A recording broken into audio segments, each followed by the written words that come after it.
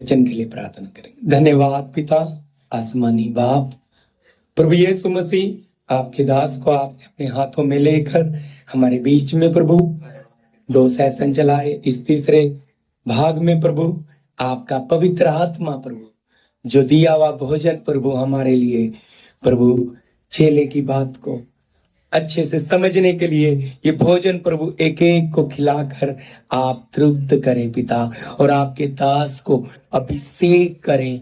Hallelujah. ये भोजन प्रभु हमारी आत्माओं के लिए ताकत और बल बने। प्रभु आपकी उपस्थिति के लिए धन्यवाद। आपके दास को आपके पवित्र हाथों में सौंपते हैं। प्रार्थना यीशु मसीह के नाम से, आमीन आमीन। प्रभु के दास। हालेलुया। सबको जय मसीह की। हमारे खुदावंद यीशु मसीह का हम बहुत बहुत धन्यवाद करते हैं, जिसने आज इस सभा के दूसरे दिन सुबह के समय फिर एक बार अपनी उपस्थिति में हम इकट्ठे होने के लिए कृपा दिया है। और प्रभु ने रात भर सबको संभाला, अच्छी तरह सोने के लिए कृपा दिया। मैं विश्वास करता हूं कि मच्छर इतना नहीं था, हम सब लोग आराम से सो पाए। हालेलुया। हमारा पिता हमारे लिए, अपने लोगों के लिए अच्छा इंतजाम करता है, हमेशा रहने के लिए, खाने के लिए और बैठने के लिए।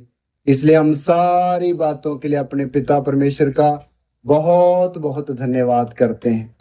तो हम सीख रहे थे कि यीशु मसीह ने आज्ञा दी है कि सारी जातियों में जाओ और लोगों को क्या बनाओ? चेला बनाओ। तो कल चेले के विषय में हमने पहली बात सीखी थी कि एक चेले में सबसे पहले क्या होना चाहिए? प्रेम। और प्रेम भी कौन सा प्रेम? अगापे प्यार, जो खुदावंद ने अपने पवित्र आत्मा के द्वारा हमारे हृदयों में भेज दिया है। हालेलुया। तो आइए हम इसी विषय को आगे बढ़ाने समय, उससे पहले कोई किसी को कल रात को जो हमने सीखा हुआ वचन था, उसमें अगर किसी को कोई सवाल है, कोई बात आपने पूछनी है जो समझ नहीं आई, तो आप पूछ सकते हैं, उसको उसका जवाब दिया जाएगा। किसी को अगर सवाल है उस सिखाए हुए वचन के ऊपर, तो आप बोल सकते हैं, उसको जवाब दिया जाएगा। अगर नहीं है तो कोई बात नहीं, अगर फिर भी सवाल आता है तो कभी भी आप पूछिए, उसका जवाब मिल जाएगा। तो चलिए उसके आगे हम जाएंगे। यूहन्ना की अंजील उसका 8 अध्याय उसका 31 वचन निकाल लेंगे आज के सुबह के मनन के लिए। यूहन्ना की अंजील उसका 8 अध्याय 31 वचन हम पढ़ेंगे सब मिल करके।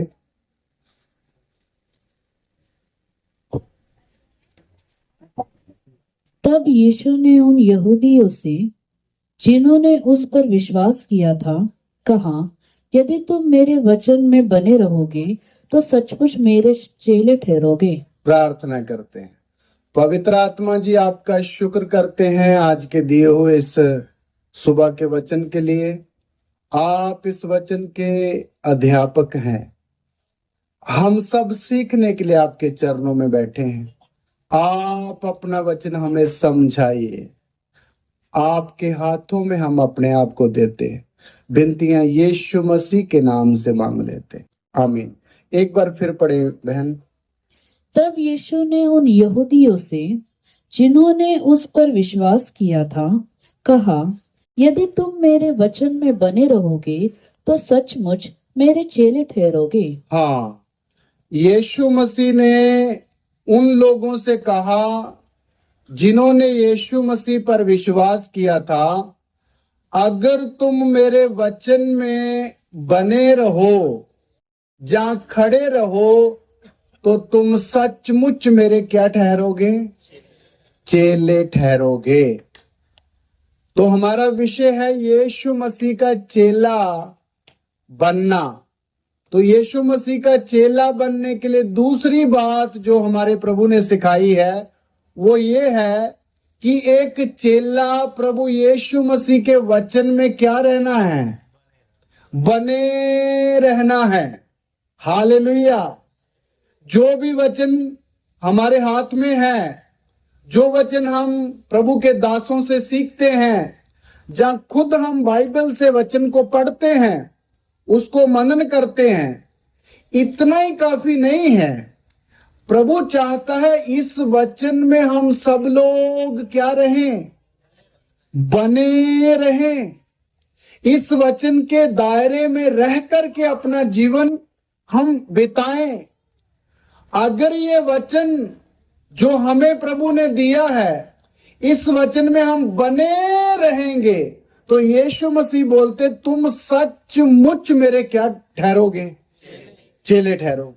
तो चेला बनना है तो वचन के अंदर खड़े रहना है, जहां वचन उसमें बने रहना है और चेला वचन में बने रहना है। हालेलुया।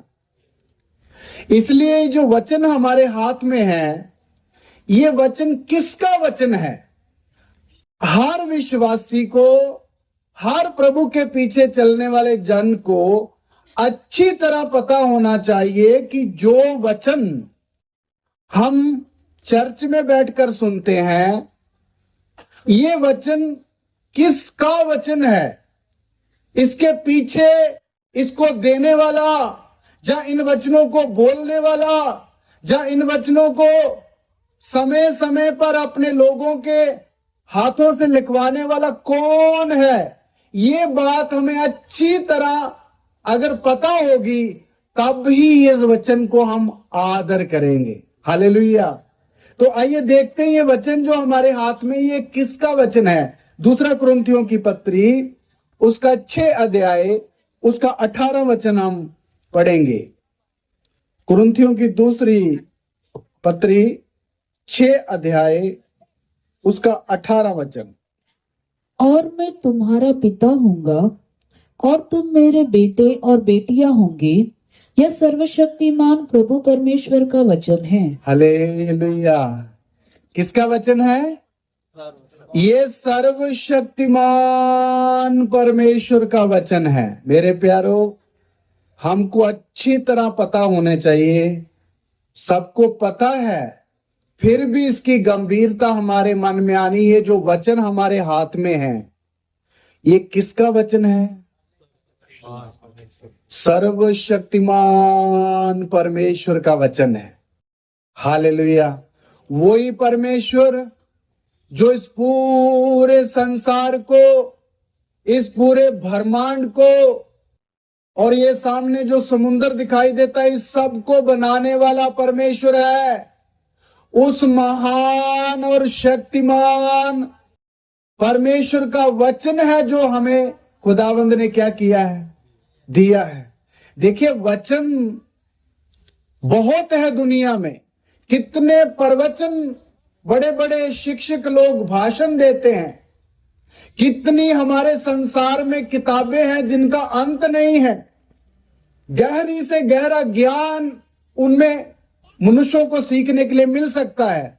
लेकिन वो वचन में, वो भी वचन है बोलने के लिए, वो भी प्रवचन है बोलने के लिए, लेकिन उन वचनों में और हमारे हाथ में दिए गए वचन में बहुत सारा क्या है? अंतर है। वो वचन सुनने से एक व्यक्ति को ज्ञान आ सकता है। एक व्यक्ति ज्ञान पाके लोगों को ज्ञान की बातें सिखा सकता है, लेकिन किसी व्यक्ति का जीवन नहीं बदल सकता है। किसी व्यक्ति की आदत उन प्रवचनों को सुनने से नहीं बदल सकती है। किसी व्यक्ति के अंदर एक नया व्यक्ति उन प्रवचनों को सुनने से कभी नहीं आ सकता है, क्योंकि वो वचन परमेश्वर के नहीं बल्कि किनके हैं? मनुष्यों के वचन है। मनुष्यों की इस बुद्धि से निकले हुए वचन है। ये वो ही बुद्धि है जो भ्रष्ट हुई बुद्धि है और जो प्रभु की अनाज्ञाकारिता का फल है, ये बुद्धि जो मनुष्य को आई है। इसलिए उन वचनों से आत्मिकता का कुछ भी हमारे अंदर पैदा हो नहीं सकता है। लेकिन जो वचन हमारे हाथ में है, जिसको हम हर बात में वचन लेकर बयान करते पढ़ते हैं, ये वचन सर्वशक्तिमान परमेश्वर का क्या है?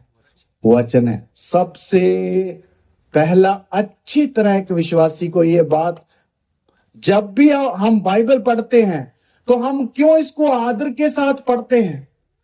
देखिए, कई लोगों को ये वचन पढ़ने से जितनी आशीष मिलनी चाहिए मिलती नहीं है। क्यों?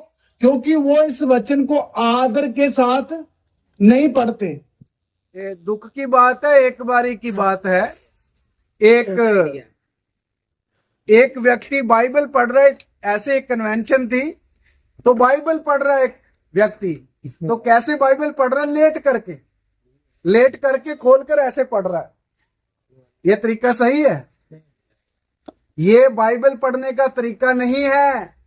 ऐसे बाइबल पढ़ने वाला, ऐसे परमेश्वर का वचन पढ़ने वाला कभी भी इसके अंदर की गहरी बात को समझ नहीं सकेगा, क्योंकि उसको इस वचन की क्या नहीं है? गंभीरता नहीं है। जब भी हम इस वचन को पढ़ें या पकड़ें, तो कैसा पकड़ें? ये सोच कर कि ये किसका वचन है? सर्वशक्तिमान परमेश्वर का वचन है। मैं जब ये वचन पढ़ने जा रहा हूं और अपने पिता की वाणी को मैं सुनने जा रहा हूं। मेरे प्यारो, आप जब ये वचन अकेले बैठ के घर में पढ़ते हैं, तो मानिए वो परमेश्वर जिसका ये वचन है, वो आपसे बात करता है अपने वचन के द्वारा। हालेलुया। वो आपके आत्मा से अपनी इस किताब के द्वारा, जो पवित्र बाइबल है, जो हम पढ़ते हैं, हमसे बातें करता है। इसलिए इस वचन को जब तक हम आदर और भक्ति के साथ नहीं पढ़ेंगे, तब तक ये वचन हमसे बात नहीं करेगा। नहीं तो अब आप अगर आदर और प्रभु का, शक्तिमान परमेश्वर का ये वचन सोचकर जब पढ़ेंगे, तो एक अध्याय आप पढ़ के उठ जाइए, उसमें से आपको कुछ क्या करेगा? मिलेगा। आपको ऐसे लगेगा जैसे मेरे से प्रभु ने क्या किया है, बात करिए। इसलिए क्योंकि ये किसका वचन है? आप बोलोगे मैंने बोला बात करता है। मेरे प्यारो, बात कौन करता है? वचन हमसे क्या करता है? बात करता है। क्यों? वचन कभी बात कर सकता है? बाइबल में लिखा है ये जीवित वचन है। क्या है? ये जीवित वचन है, और ये सुनने वालों को, पढ़ने वालों को, जो भी पढ़ते हैं उनसे बात करता है, जब हम इसको आदर के साथ पढ़ेंगे। इसलिए कभी भी जब हम प्रभु के वचनों को पढ़ने के लिए जाएं, तो बड़े आदर के साथ कि प्रभु अपने वचन के द्वारा मेरे से क्या कर, बातें कर। जरूर प्रभु क्या करेगा? बात करेगा। Hallelujah, hallelujah. और ये वचन की स्थिरता, ये वचन कितना स्थिर है, वो भी हमें पता होना चाहिए। उसके लिए वचन पढ़ेंगे। पहला पत्रस की पत्री, उसका 1 अध्याय, उसका 25 वचन हम पढ़ेंगे। पत्रस की पहली पत्री 1 अध्याय का 25 वचन। परंतु प्रभु का वचन युगानुयुग स्थिर रहता है, और यही सुसमाचार का वचन है जो तुम्हें सुनाया गया था। हालेलुया। प्रभु का वचन कब तक स्थिर रहता है जी? युगानुयुग तक स्थिर रहता है। देखिए, इस संसार के बीच में हम रहते समय बहुत बड़ी बड़ी चीजें हैं इस संसार के अंदर, जो बड़ी बड़ी मजबूत है। और कई बार हम देखेंगे कि ये चीजें कितनी कितनी मजबूत है और कितने कितने वर्षों तक ये क्या रहेगी, कायम रहेगी। प्रभु यीशु मसीह के चेले एक बार प्रभु यीशु मसीह को जो यरूशलेम में हैकल थी उसको दिखा रहे थे। प्रभु देखिए ये हैकल कितनी मजबूत है और कितनी बड़ी है ये हैकल करके प्रभु के चेले यीशु को बता रहे थे। क्योंकि वो जो हैकल यरूशलेम में थी वो इतनी मजबूत थी कि उसका एक एक पत्थर 4 टन, 6 टन, 5 टन का एक एक पत्थर था और इतने भारी भारी पत्थरों से वो हैकल बनी हुई थी। तो यीशु मसीह के चेले यीशु को बता रहे, प्रभु जी देखो ये बिल्डिंग इतनी ज्यादा आलीशान है और इतनी मजबूत है। प्रभु ने बात सुनते ही उनको बोला, मैं तुमसे सच सच कहता हूं कि वो दिन आने वाले हैं 2 पत्थर भी आपस में इकट्ठे नहीं रहेंगे, वो क्या हो जाएंगे, अलग अलग हो जाएंगे, गिर जाएंगे। चेले हैरान हो गए और सचमुच प्रभु यीशु मसीह के बोलने के 35 साल बाद लगभग वो हैकल गिराई गई और वो ऐसे ही हो गई,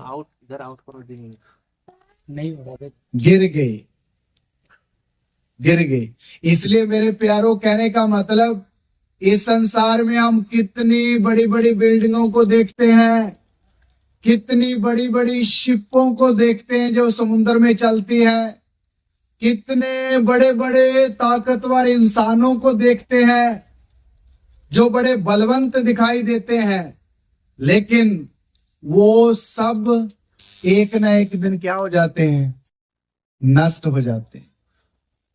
एक ना एक दिन वो क्या हो जाते हैं, डिसमिस हो जाते हैं।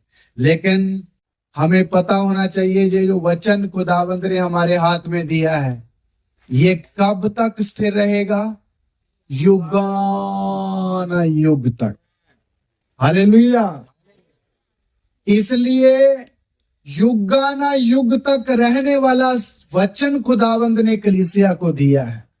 युगानुयुग तक रहने वाला मसा किया हुआ वचन खुदावंद ने अपने लोगों को दिया है। कई बार कुछ विश्वासी लोग सोचते हैं मैं तो बड़ा निर्बल हूं, मैं तो कभी भी मजबूत हो नहीं सकता हूं। मेरे प्यारो, ये आपका वहम है, ये आपका कम ज्ञान है। अगर कोई स्थिर होना चाहता है, अगर कोई व्यक्ति एक मजबूत इंसान बनना चाहता है तो वो किसको पढ़े? हालेलुया। परमेश्वर के युगानुयुग तक स्थिर रहने वाले वचन को पढ़े। कितना भी निर्बल इंसान है, कितना भी बार बार गिर जाने वाला इंसान है, हिम्मत ना हारे। कई बार विश्वासी लोगों को शैतान पहले तो गिराता है, कोई ना कोई उनके इंसान आगे कोई जुक्ति लाकर उनको पाप में गिरा देता है, जब बुरी बातों में गिरा देता है, उनको गिराता है। लेकिन गिरने के बाद वही शैतान हमारे मन में कई बार विचार डालेगा, तू तो कभी भी स्थिर हो नहीं सकता, तू तो कभी भी उठ के खड़ा हो नहीं सकता, तेरे से होगा नहीं। आपकी सारी की सारी हिम्मत को क्या कर देगा? आपके विचारों के द्वारा बार बार विचार डालने के द्वारा एक व्यक्ति को और भी शैतान जहां हमारी शारीरिकता निर्बल करेगी। लेकिन उस समय अगर आपको प्रभु के वचन के साथ थोड़ी मित्रता है तो आप उस प्रभु के दिए हुए वचन के साथ संगति रखें, प्रभु के वचन को पढ़ते रहें, प्रभु के वचन को ध्यान से समझते रहें। मेरे प्यारो, आप जितने भी निर्बल हैं, कितनी बार आप गिर गए, कितनी बार आप चलने की कोशिश की लेकिन आपसे हो नहीं सकता। आपने कुछ बातों को जय पाने के लिए चाहते हो लेकिन आपसे जय नहीं पाई जाती। अगर आप इस वचन को पढ़ते रहेंगे और इसके ऊपर हाथ रख के प्रार्थना करते रहेंगे, ये वचन हर कमजोर से कमजोर व्यक्ति को क्या कर देगा? स्थिर कर देगा। हालेलुया। एक कमजोर से कमजोर व्यक्ति को भी क्या कर देगा? स्थिर कर देगा। क्योंकि ये वचन एक ऐसी रोटी है जो मनुष्यों को आत्मिक बल देती है। हालेलुया। आत्मिक बल देती है। कितना भी थका हुआ एक व्यक्ति है उसको भी ये चलाने के लिए क्या है? ताकत देने में सामर्थ्य। एलिया के बारे में हम पढ़ते हैं, एलिया प्रभु का बड़ा दास है। इज़राइल के अंदर खुदावंद ने उसको इस्तेमाल करके बड़े बड़े काम किए। 3.5 साल तक आकाश को बंद कर दिया, बड़े बड़े राजाओं को घुटनों में खड़ा करवा दिया और 850 गलत शिक्षा देने वाले नबियों को उसने क्या कर दिया? कत्ल कर दिया। आखिर में वो एलिया एक धमकी सुनकर इतना डर गया कि जंगल में जाकर प्रभु से बोलता, प्रभु अब मेरे अंदर ज्यादा शक्ति नहीं है, मैं आगे चल नहीं सकता, मेरे अंदर ज्यादा काम करने के लिए कोई बल नहीं है, इसलिए आप ऐसे करो, आप मेरी जान निकाल लो। मतलब मरने के लिए चाहता है। इतना निर्बल हुआ एक व्यक्ति हम वहां देखते हैं दास को, मरने के लिए चाह रहा, प्रभु मेरी जान मेरे से ले लो क्योंकि मैं आगे चल नहीं सकता हूं। तो वो ये प्रार्थना करके सो गया। सोने के बाद थोड़ी देर के बाद एक स्वर्गदूत उसके पास आता है और स्वर्गदूत उसके पास आकर उसको यहां हाथ मारकर उठाता है, हे एलिया उठ। और एलिया उठता है तो क्या देखता है? उसके तकिए के पास क्या है? कोयलों के ऊपर एक गरम गरम क्या दिखाई दे रही है? रोटी दिखाई दे रही है। और एक पानी में एक सुराही पानी से भरी हुई भी दिखाई दे रही है। और स्वर्गदूत उसको बोल रहा है, इसको खा और पी। मेरे प्यारो, एलिया ने स्वर्गदूत की बात मानी और वो भोजन क्या किया? खाया। हालेलुया। वो भोजन खाया और वो पानी जो दूत लाया था पिया। उधर हम पढ़ते हैं, वो एक रोटी खाकर प्रभु का दास एलिया 40 रात और 40 दिन तक चलता रहा और होरेब पर्वत तक पहुंच गया। एक रोटी से उसको कितना बल मिला? 40 दिन तक सफर करने के लिए क्या मिल गया? बल मिल गया। और उसने जाकर होरेब पर्वत पर सर्वशक्तिमान परमेश्वर से मुलाकात करी। मेरे प्यारो, मेरा बोलने का मतलब, हालेलुया, मेरा बोलने का मतलब, इतना निर्बल हुआ प्रभु का दास एक रोटी खाने से इतना बड़ा बल उसने प्राप्त किया कि होरेब पर्वत पर पहुंच गया। इसलिए मेरे प्यारो, वो जो एलिया ने रोटी खाई वो एक शारीरिक रोटी थी, लेकिन उसका एक आत्मिक अर्थ है। वो रोटी किसको बताती है? ये प्रभु के जीवित वचन को। हम लोग आज क्या खाना है? प्रभु का वचन खाना है। हालेलुया। प्रभु का वचन खाता। क्यों विश्वासी लोग कई बारी बलवंत नहीं होते आत्मा? क्यों विश्वासी निर्बल से रहते हैं? उनके अंदर जितनी दलेरी आनी चाहिए क्यों नहीं? क्यों वो बार बार एक बात में फिसल जाते हैं? क्योंकि वो प्रभु का वचन रोटी समझकर उसको खाते नहीं है। क्या नहीं करते? देखिए, वचन को पढ़ना एक बात है, लेकिन वचन को खाना एक दूसरी बात है।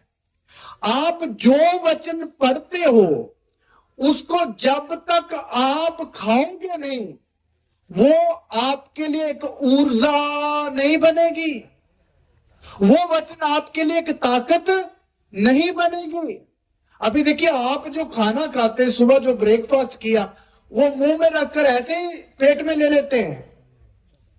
ये कुछ 24 या 32 इधर छुरी लगाई हुई प्रभु ने। क्या लगाई हुई? चाकू लगाए हुए। वो चाकू क्या करते हैं? ऊपर वाला चाकू नीचे दबाता, नीचे वाला ऊपर को, और वो जो खाना आपके मुंह में जाता है उसको और भी क्या कर देता है?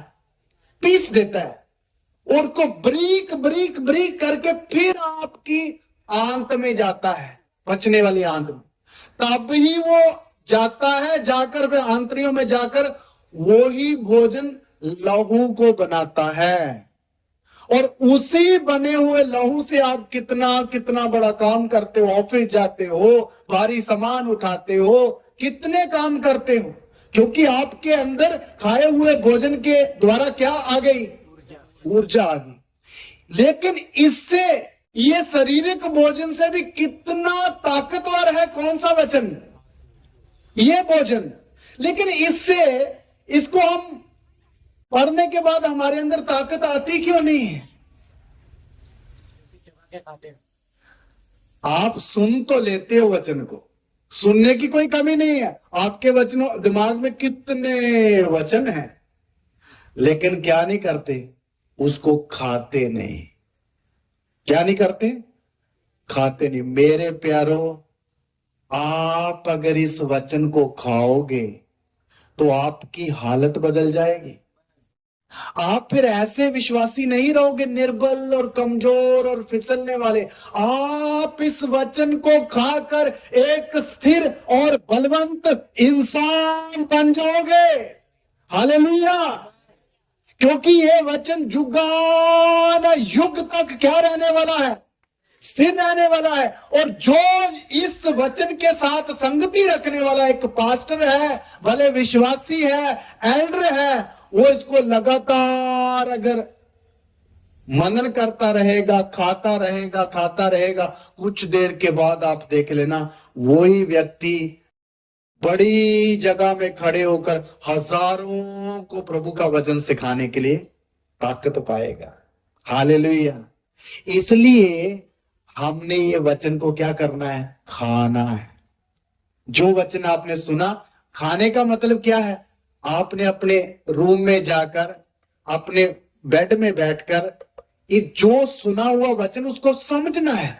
जो मैंने सुना कहां से शुरू हुआ था, इसका मतलब क्या है, इसका आत्मिक मतलब क्या है, इसका ऊपर क्या है, नीचे क्या है, दाएं क्या है, बाएं क्या है। ऐसे करके आप वचन को अगर समझोगे तो यही वचन आपकी क्या बन जाएगी?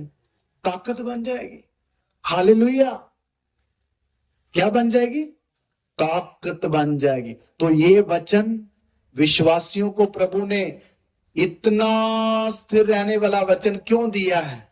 ताकि प्रभु चाहता हर मेरा बेटा, हर मेरी बेटी क्या बन जाए? स्थिर बन जाए। हालेलुया। इसलिए प्रभु ने एक वचन दिया है, आपको पता है, मत डर, मैं तेरे साथ हूं, मैं तुझे अपने धर्मीय दाहिने हाथ से संभाले रहूंगा और मैं तुझे स्थिर करूंगा। उसमें एक शब्द ऐसा भी है, मैं क्या करूंगा? स्थिर करूंगा। तो मेरे प्यारो, प्रभु हर एक विश्वासी को क्या बनाना चाहता है? स्थिर। स्थिर। कल पास्टर साहब प्रचार कर रहे थे, मैं अपने रूम में सुन रहा था। पतरस मतलब का अर्थ क्या होता है? जब वो यीशु के पास आया तो उसका नाम क्या था? शमौन। तो जब यीशु के पास आया तो यीशु ने पतरस का नाम बदलकर क्या रख दिया? पतरस। शमौन का मतलब क्या होता है? क्यों प्रभु ने उसका नाम बदल दिया? शमौन का मतलब होता है नदी के किनारे लगा हुआ एक ये ये कान्हा जिसको बोलते हैं, ऐसा डोलने वाला एक, इधर से पानी का बहाव है तो इधर को चला गया, सरकंडा, इधर को पानी का बहाव इधर, मतलब कोई स्थिरता नहीं है। इसलिए प्रभु ने उसको देखते ही समझ लिया ये तो बहुत कमजोर है। इसलिए सबसे पहले प्रभु ने उसका नाम क्या कर दिया, कट करके उसको बोला आज से तेरा नाम क्या रहेगा, पतरस। पतरस का मतलब होता पत्थर, छोटा पत्थर। पत्थर छोटा हो बड़ा हो लेकिन होता क्या है, मजबूत। हालेलुया। इससे हम प्रभु की मर्जी समझ सकते हैं। प्रभु हर एक व्यक्ति को जो प्रभु के पास आता है वो तो निर्बलता के साथ प्रभु के पास आता है, लेकिन प्रभु के पास आने के बाद वो निर्बल नहीं रहना चाहिए। हर एक विश्वासी प्रभु के साथ संगति रखने के साथ और उसका वचन समझने के साथ बाद क्या होना है, स्थिर व्यक्ति बनना है। हालेलुया। क्या बनना है, स्थिर व्यक्ति बनना। वही पतरस को जब आगे हम देखते हैं, एक प्रचार पतरस ने किया, 3000 लोगों ने क्या ले लिया, बपतिस्मा ले लिया। देखो इतना निर्बल सरकंडे की तरह हिलने वाला कमजोर पतरस एक प्रचार करने के बाद क्या हो गया, इतना बलवंत हो गया। हालेलुया। इतना बलवंत हो गया। मेरे प्यारो, हम भी बलवंत बनना है, इसलिए खुदावंद ने हमें इतना ताकतवर वचन दिया है। और ये वचन की खूबियां आपके सामने रखी जा रही। आइए एक खूबी और पढ़ते हैं वचन की। मत्ती की अंजील उसका 24 अध्याय उसका 35 वचन हम पढ़ेंगे। मत्ती 24 का 35 वचन।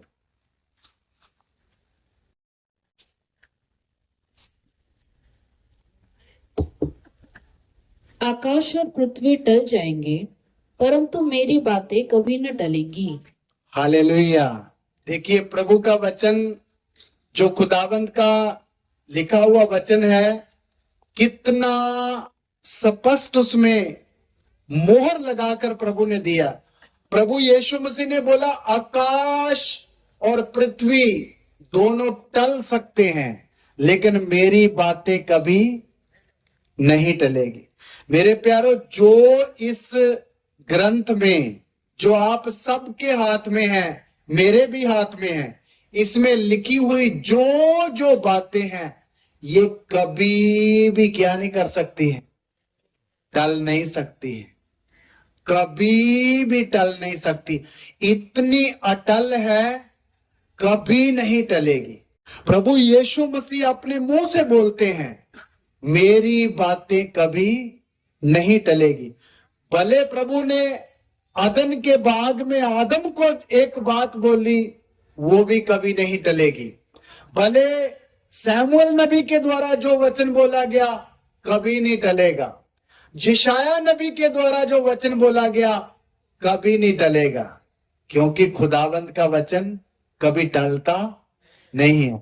यशायाह की किताब उसका 60 अध्याय से आगे जब हम 66 अध्याय तक पढ़ते हैं तो उसमें बहुत सारी आने वाली बातें लिखी हुई है जो अभी संसार में पूरी होनी बाकी है।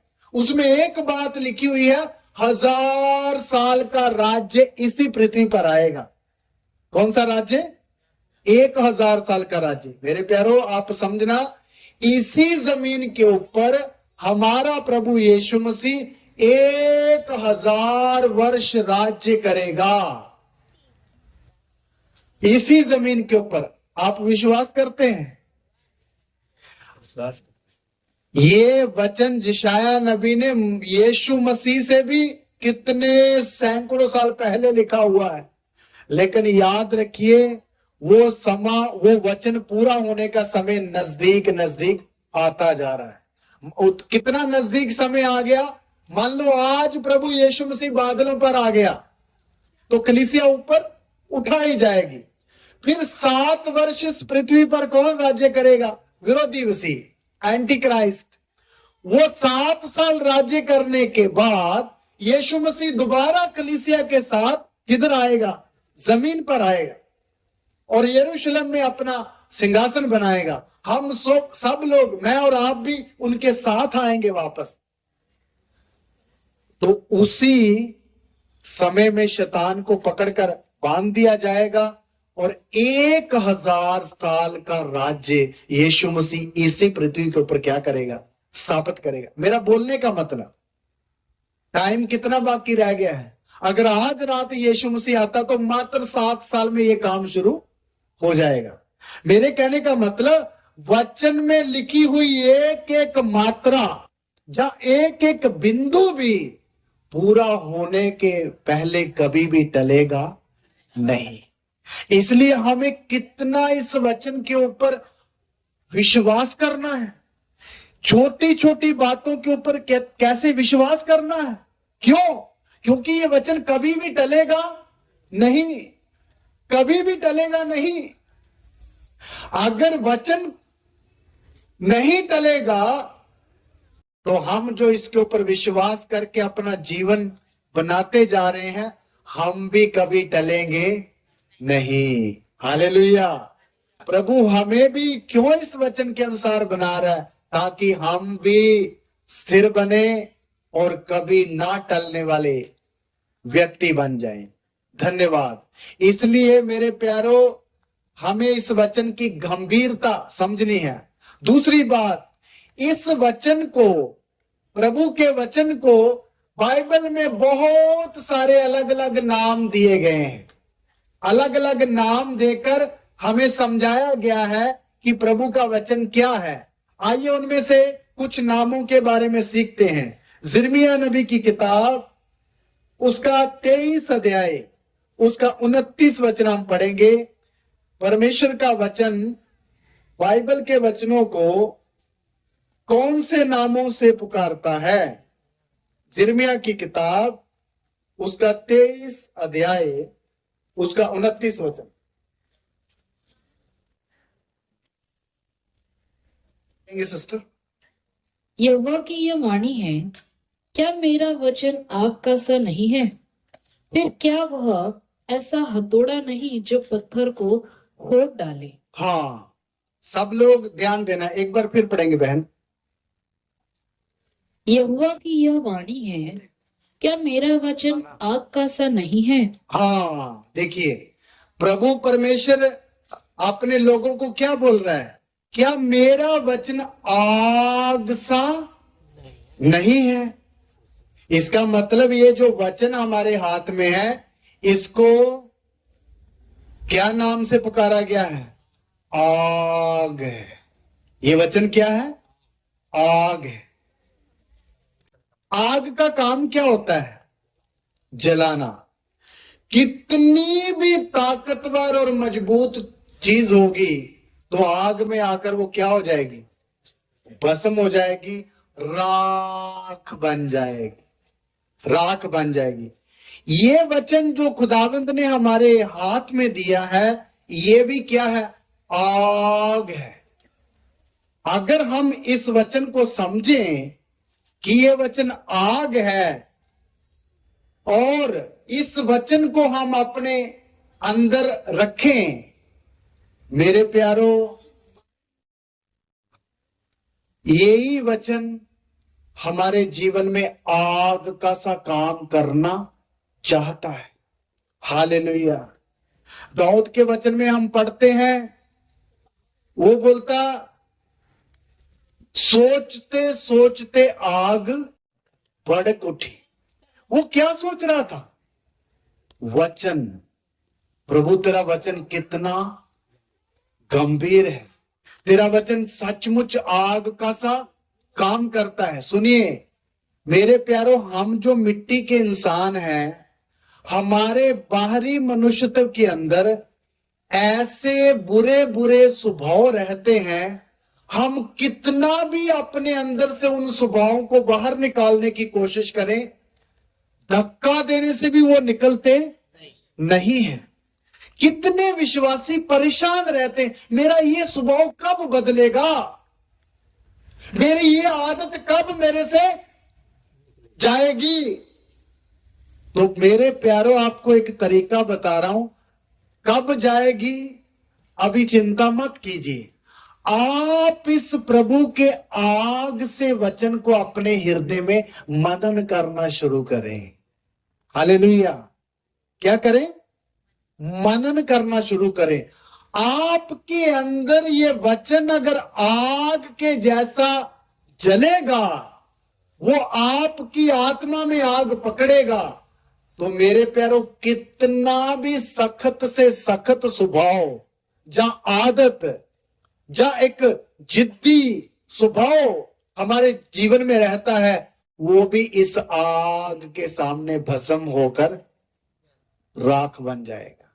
हालेलुया। क्या बन जाएगा? राख बन जाएगा। आपने कभी सोचा, ये जो प्रभु का दास पौलुस था, ये पहले सौल था, और ये इतना सख्त दिल का आदमी था, प्रभु की विश्वास करने वाली विश्वासी बहनों की चोटी पकड़ पकड़ कर उनको जेल खाने में डाल देता था। बाद में वही पौलुस हम कितना नम्र हुआ देखते हैं, कितना वो बहनों के बारे में जो उपदेश सिखाता है, बोलता कलीसिया में बहनों को कैसे पुकारना है, अति पवित्रताई से बहन जानकर आदर देना। वचन हम पढ़ते हैं, वही पौलुस जो बहनों की चोटी पकड़ पकड़ उनको जेल में डालता था, अभी शिक्षा दे रहा है कि बहनों की इतनी इज्जत करनी। इतना नम्र बंदा कैसे बन गया हो? ये आग सब वचन उसके जीवन में क्या किया? काम किया। उसने इस वचन को अपने जीवन में काम करने दिया, इसलिए वो प्रभु का दास सौल, सौल का मतलब होता ऊंचा और पौलुस का मतलब होता छोटा, इसलिए वो ऊंचा व्यक्ति क्या हो गया? जल जल कर छोटा सा पौलुस बन गया। हालेलुया। आप भी जलना चाहते हो? मेरे प्यारों, अगर जलना है तो प्रभु के वचन की आग अपने हृदय में जलने दो। हालेलुया। लेटते समय भी आप वचन को सोचते रहें, चलते समय भी आप वचन को सोचते रहें। मेरे प्यारों, आपका कितना भी जवानी का कुछ अभिलाषाएं जो खतरनाक से खतरनाक भी होगी, वो भी इस वचन में हम जली हुई लोगों के जीवन में देखते हैं। हालेलुया। ये तब ही होगा जब हम वचन के साथ क्या रखेंगे? संगति। कई बार हम वचन को इतना अहमियत नहीं देते विश्वासी लोग जितना देना चाहिए। हर समय एक व्यक्ति जो वचन को कि उसकी गंभीरता समझता, उसको हर समय एक आग जैसा एक कोयला मेरे अंदर रखा है, उसको मनन करते रहे। आप मनन करने का मतलब उसको फूंक मार रहे। कोयले को फूंक मारोगे तो क्या होता है? धधकता है।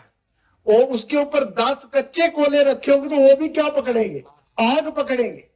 इसी तरह जल जाएगा। हालेलुया। अगर ये वचन हमारे हृदय में आग सा समझकर हम इसको सोचेंगे तो हमारे अंदर से हर सख्त से सख्त स्वभाव को भी क्या कर देगी? जला देगी। आप अपने जीवन में अनुभव करोगे ये कैसे हो गया। आप डेट नोट करके वचन को मनन करना शुरू कर रहे, आप सप्ताहों में, महीनों में अपने जीवन में देखने पाओगे सचमुच में ये स्वभाव क्या हो गया? जल गया। क्योंकि वचन क्या है? आग है। आग है। हर वचन, छोटे से छोटा वचन भी कैसा है? नीति वचन 30:5 पढ़े। नीति वचन 30:5। प्रभु ने जितने भी वचन कलीसिया को दिए हैं वो कैसे हैं? हालेलुया।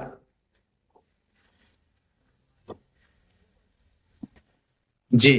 परमेश्वर का एक एक वचन ताया हुआ है, वह अपने शरणागतों की ढाल ठहरा है। हाँ, परमेश्वर का दिया हुआ एक एक वचन क्या है? ताया हुआ है। क्या है जी? ताया हुआ मतलब प्रभु ने इसको पूरा भट्टी में से निकाल करके फिर अपने लोगों को दिया है। इसलिए वो अपने शरणगतों की ढाल ठहरता है। मेरे प्यारो, ये ताया हुआ वचन अगर हम अपने जीवन में रखेंगे और यही वचन कल को आपकी क्या बन जाएगी? ढाल। ढाल समझते ना? सुरक्षा कवच। हमें बचाने वाला ठहरेगा कौन? वचन। वचन हमें बचाएगा। वो हमारी क्या बनेगी? ढाल। ढाल। कुछ भी हो जाए, अगर एक व्यक्ति कितनी भी बड़ी पीड़ा में पड़ा हुआ है और वो वचन के ऊपर विश्वास रखकर खड़ा है, वही वचन उसकी पीड़ा को कवर करने के लिए क्या बनेगा? ढाल बनेगा। हालेलुया। आप एक बड़ी बड़ी दुविधा में पड़े हुए हैं, लेकिन आपको कुछ सूझ नहीं रहा कि क्या करें, इस यहां से कैसे बाहर निकले। आप प्रभु के वचन के ऊपर भरोसा रखें। प्रभु तेरा वचन बोलता है, मैं अपने लोगों के चारों साइड आग सी की क्या हूं? शहर बना हूं। आपने ये वचन पढ़ा होगा। वही वचन आपकी रक्षा करेगा। हालेलुया। इसलिए मेरे प्यारो, प्रभु ने हमें दी हुई व्यवस्था, जो चेला बनने की इच्छा रखता है, प्रभु ने कहा वो मेरे वचन के ऊपर बने रहोगे तो तुम सचमुच मेरे क्या ठहरोगे? चेले ठहर। चेला वही है जो वचन को हर समय अपने जीवन में क्या करता है? आगे रखकर देखता है। हर बात में अपने जीवन को आगे रखकर देखता है, वही चेला है। इसलिए इन वचनों में जो ताया हुआ है, अपने जीवन में काम करने देना है। आप एक आम इंसान नहीं रहोगे, आप एक खास व्यक्ति बन जाओगे जब इन वचनों को अपने जीवन में आग का सा काम करते हुए देखोगे। अब सचमुच बोलोगे, सचमुच प्रभु का वचन क्या है? आग है। हालेलुया। अभी तो आप सुन रहे हो आग है, फिर आप दूसरों को बताने वाले बनोगे, सचमुच प्रभु का वचन क्या है? आग है। इसलिए वचन को क्या नाम दिया गया है? आग। आग। एक और भी नाम वचन को दिया गया है। पढ़े भजन संहिता 119 वचन। भजन संहिता 119 अध्याय उसका 105 वचन पढ़ना है।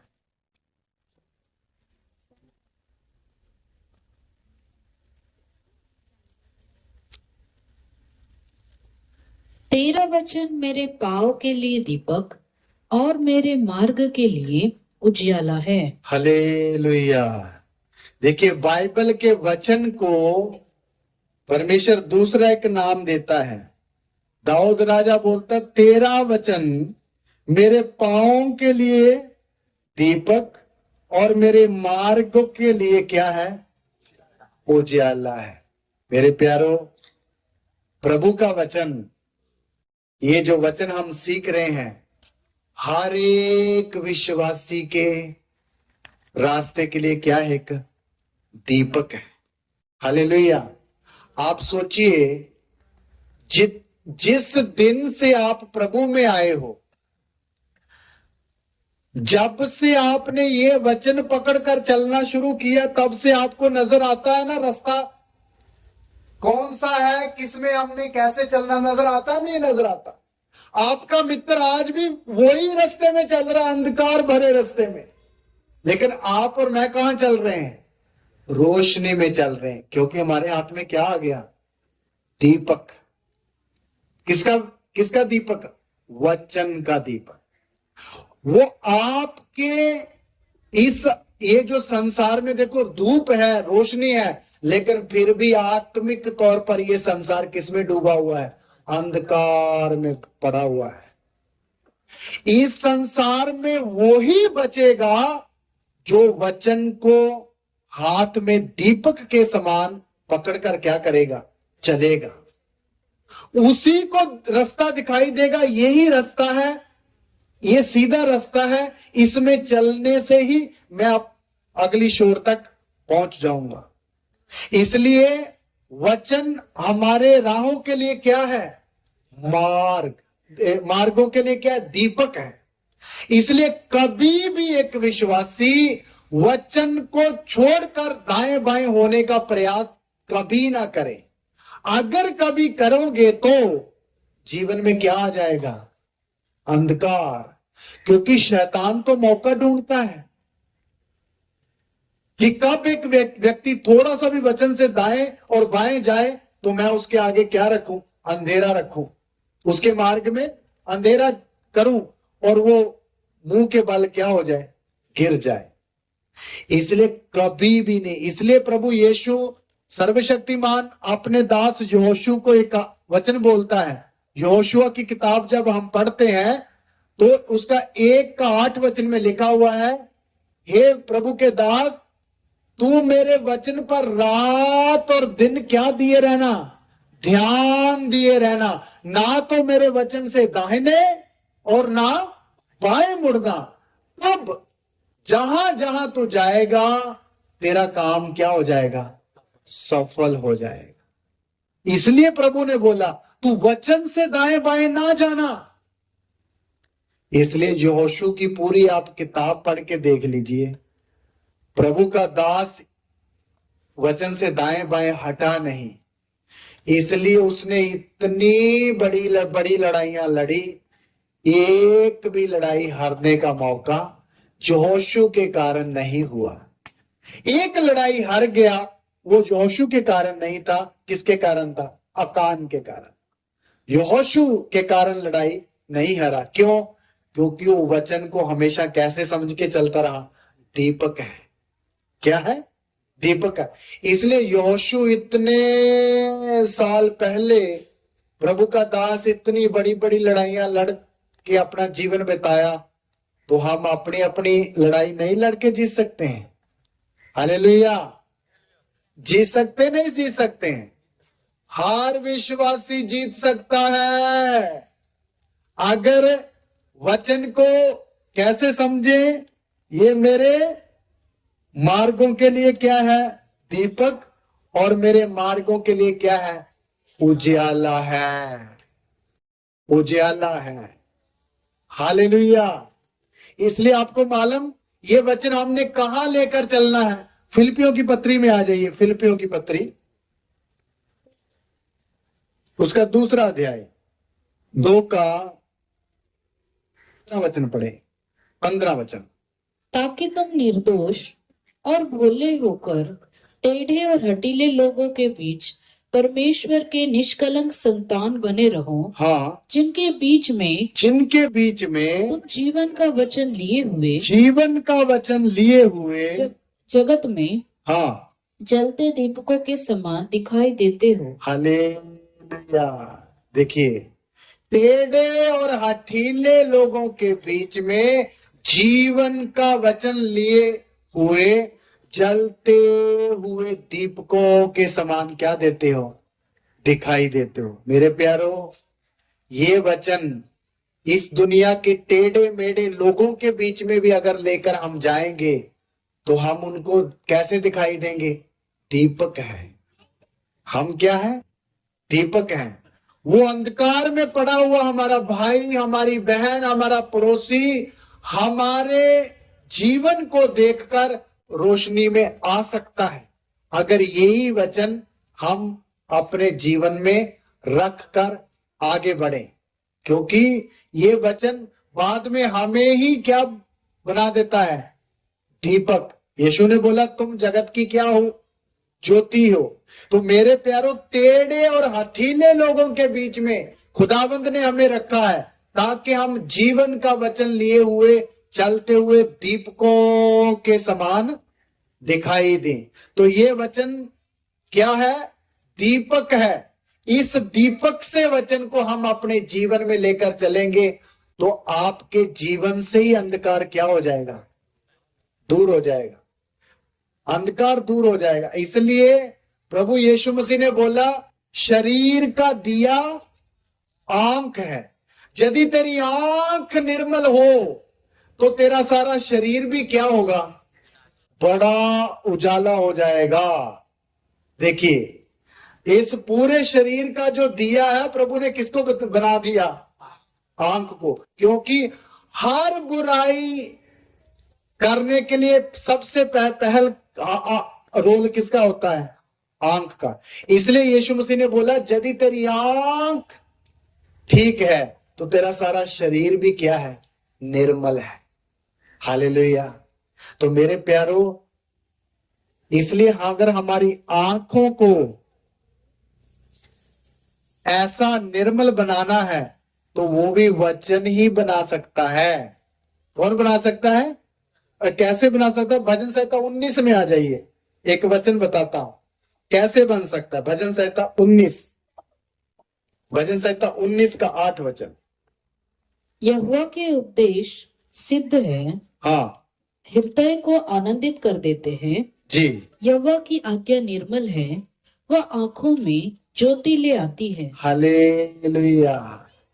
यहोवा के उपदेश सिद्ध है, हृदय को आनंदित कर देते हैं। और यहोवा की आज्ञा निर्मल है, किसमें रोशनी ले आती है? आंखों में। सुनिए कितना सुंदर वचन है। इसलिए अगर विश्वासी लोगों की आंखें निर्मल रहनी है तो कौन सा वचन देखना पड़ेगा? हमेशा सर्वशक्तिमान प्रभु का वचन। यही वचन हमारी आंखों में भी क्या ले आता है? ज्योति ले आता है। ऐसे दिखा ना, आंखों में ज्योति ले आता। अगर इस वचन को हम अपने हृदय में रखेंगे तो हमारी आंख को बिल्कुल शुद्ध करने के लिए बहुत कारगर है। क्या? कौन सा वचन? ये खुदावंद का पवित्र वचन। इसलिए कभी भी हमारी आंख अशुद्ध नहीं होगी अगर हम अपनी आंखों को वचन के आगे झुकाएंगे। हे वचन, मेरे हृदय में काम करो और मेरी आंखों को भी, बल्कि मेरे शरीर को भी क्या बना दो? शुद्ध बना दो। तो हमारी आंखों को भी ये शुद्ध बनाएगा, बल्कि आंखों के अंदर एक क्या लाएगा? रोशनी ले आएगा। आंखों में ज्योति ले आ जाएगा। ज्योति का मतलब आत्मिक ज्योति। अभी तो हम अपनी शारीरिक आंखों से देखते हैं, लेकिन इसके बाद अगर एक व्यक्ति आत्मिक बनता जाएगा तो इन्हीं आंखों से हम कौन सी चीजें भी देखेंगे? आत्मिक चीजें भी देखेंगे। इसलिए अलीशा के घर के चारों साइड एक राजा ने घोड़े लाकर घेरा डाल दिया कि इसको पकड़ के बंदी बना के ले जाएंगे। तो सुबह सुबह उसका नौकर उठा, गेहजी, प्रभु के दास हम क्या करें, हम तो घिर गए। तो अंदर बैठे हुए एलीशा ने एक प्रार्थना करी, हे पिता, इसकी आंखों को खोल दे। भाई आंखें उसकी बंद थी, खुली थी। फिर उसको क्यों नहीं दिख रहा था जो एलीशा को दिख रहा था? क्योंकि आत्मिक आंखें क्या थी? बंद थी। एलीशा के एक प्रार्थना करने के द्वारा गेहजी की कौन सी आंखें खुल गई? तब उसने देखा ये तो मिट्टी के शरीर के घोड़े हैं जो हमें घेरने के लिए आए। उसके पीछे देखे तो स्वर्ग के अग्निमय घोड़े हमारी रक्षा के लिए चारों ओर क्या है? खड़े हैं। इसलिए मेरे प्यारों, आज विश्वासी लोग हम छोटी छोटी बातों में, बीमारी के समय या कष्ट के समय या छोटी समस्या आने के समय निराश क्यों हो जाते हैं? हम ना बाहरी आंखों से हालात को देखते हैं। कौन सी आंखों से? अगर हम आत्मिक आंखों से एक अपने सामने आई हालात को देखेंगे तो डर नहीं आएगा। हालेलुया। डर नहीं आएगा। हमें तब दिखाई देगा, देखो 2 स्वर्गदूत हमारे घर के बीच में क्या है? मौजूद है। हालेलुया। इसलिए फिर डर आएगा, दिलेरी आएगी। दिलेरी आएगी। और आपकी जो समस्या है आपकी दिलेरी देखकर ही भाग जाएगी। वचन में हम पढ़ते हैं पतरस और यूहन्ना कि यहूदियों ने क्या देखी? दलेरी देखी। उनकी दलेरी देखी है तो, और फिर पहचाना ये तो साधारण और अनपढ़ व्यक्ति है, इनको ये बातें कहां से आई? तब उनको समझ में आया ये यीशु मसीह के साथ रहे थे। हालेलुया। तो मेरे प्यारो, जो व्यक्ति इस परमेश्वर के पवित्र वचन के साथ संगति रखता है, हमेशा हर समय वो व्यक्ति की शारीरिक आंखों से बढ़कर कौन सी आंखें भी प्रभु खोल देता है। यही वचन हमारी आंखों में ज्योति ले आता है। फिर हमें शारीरिक से भी बढ़कर आत्मिक चीजें भी दिखाई देंगी। इसलिए मेरे प्यारो, हमने क्या करना है? इन वचनों को अच्छी तरह से समझना है। मैं क्यों एक लंबा वचन का विषय लेकर ही वचन के ऊपर ही बोलता जा रहा हूं, ताकि ये बात एक एक विश्वासी के किधर बैठ जाए, इधर भी बैठ जाए और इधर भी बैठ जाए, कभी निकले ना। वचन हमारे राहों के लिए क्या है? उजाला और दीपक है। आपके सामने बड़ा अंधकार छाया हुआ है। अभी सुबह या कल रात को प्रभु के दास प्रार्थना कर रहे थे, मैं घोर अंधकार से भरी हुई तराई में होकर चलूं तो किसी भी हानि से भाई क्यों नहीं डरूंगा? जब चारों तरफ अंधेरा है फिर क्यों नहीं डरेगा? क्योंकि उसको पता है मेरे आगे हाथ में क्या है? वचन है। मेरे राहों में क्या है? वचन मेरे लिए क्या उजाला है। इसलिए दाऊद बोल सका, मैं घोर अंधकार से भरी हुई तराई में होकर चलूंगा तो भी किसी हानि से नहीं डरूंगा। दास ने ये वचनों को अपने जीवन में अनुभव किया। आज मेरा और आपका समय है कि हम भी अपने जीवन में वचनों को सिर्फ बोले ना, पढ़े ना, जीवन में क्या करें? प्रैक्टिकल करें, अनुभव करें। आप एक एक खुद बोलो, सचमुच ये वचन राहों के लिए क्या है? दीपक है। आपके सामने कितना भी अंधेरा दिखाई देने दो, कोई आशा है ही नहीं, ऐसी हालात दिखाई देने दो, फिर भी आपका विश्वास इसी वचनों पर रहे, प्रभु मेरे साथ है। हे हालात तू कितना भी बिगड़ा क्यों ना हो, तू अपने आप ठीक हो जाएगा, क्योंकि मेरे राहों में कभी अंधेरा हो ही नहीं सकता। हाँ, हमारी किताब में एक गीत है, जब से प्यारा यीशु आया बदल गया। उसमें एक आयत आती, मेरी राहों आंटे अब रहेंगे, मेरी राहों में न कांटे अब रहेंगे, मेरी में भी माता अब न होंगे, मेरी मंदिर में भी माता अब न होंगे। हो गया दूर है मौत का साया, हो गया दूर है मौत का साया, मेरा जीवन बदल गया, जब से प्यारा यीशु आया, मेरा जीवन बदल गया। मेरे प्यारो, ये जो गीत है ना, जिसने लिखा है, ये एक ब्राह्मण पंडित व्यक्ति था हरियाणा का। वो जब प्रभु में आया, उसके पहले उसके जीवन में बहुत घोर अंधकार था। जब प्रभु में आया तो सारे हालात क्या हो गए? बदल गए। उसके मन में यही गीत आया, जब से प्यारा यीशु आया मेरा जीवन बदल गया। ये उसने गाना लिखा हुआ, ये हकीकत में। इसलिए मेरे प्यारो, जब प्रभु का वचन जीवन में आता है, पूरा का पूरा अंधकार चले जाता है। तो इसलिए हम सबके जीवन में भी वचन आया हुआ है, इसलिए वचन को अच्छी तरह अपने जीवन में काम करने दे, ताकि बचा कुछ अंधकार भी क्या हो जाए, चला जाए, हम ज्योति की संतान कहलाए। हालेलुया। अभी आपको थोड़ी देर के लिए ब्रेक है, आप उठिए, पानी धानी पीजिए, चाय पी है, 20 मिनट का ब्रेक है, चाय है, चाय पी के दोबारा से आ जाएं। वचन अभी और बहुत है चेला बनने के लिए, और फिर उसको आगे हम, हाँ, तो 20 मिनट के अंदर सब लोग आ जाइएगा। अभी 11 बज रहे हैं, 11:20 में इधर आ जाइए। प्रभु आपको आशीष दे। धन्यवाद।